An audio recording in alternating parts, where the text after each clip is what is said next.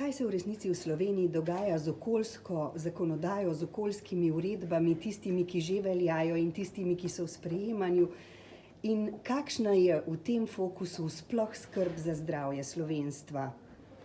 Ja, delovna skupina pri Zdravniški zbornici Slovenije, ki se ukvarja z okoljem oziroma z opozarjanjem vplivov okolja na zdravje človeka, ima cilj in glavni cilj je ta, da opozorimo, da se preprosto okoljski vplivi vplivajo na tako imenovano tveganje ozadja.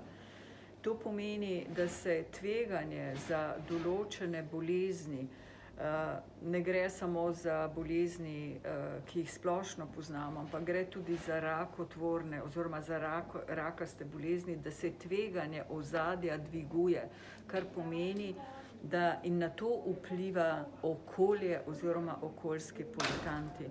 To pomeni, da preprosto umetno delamo okolja, ki imajo različna tveganja za razvoj recimo določenih rakov. In to gre na račun v veliki meri polutantov. Če sem še bolj konkretna, vsaka bolezen ima neko bazično tveganje, da se bo med ljudmi razvila.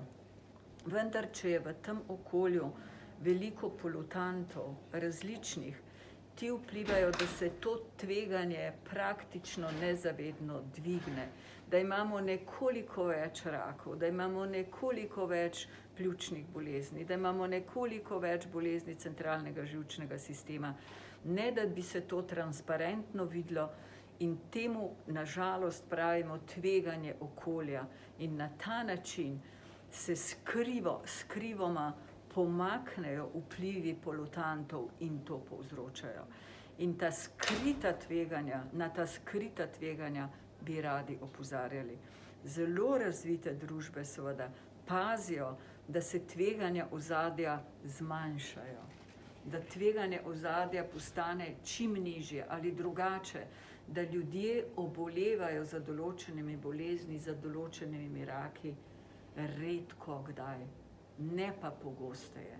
In na to želimo posebej opozoriti, da imamo območja v Sloveniji, ki so okoljsko posebej obremenjena in da moramo paziti tako na preteklo obremenjenost kot na sedanjo. Da ne moremo pozabiti pretekle obremenjenosti z dejavniki in na te dodajati še sedanje.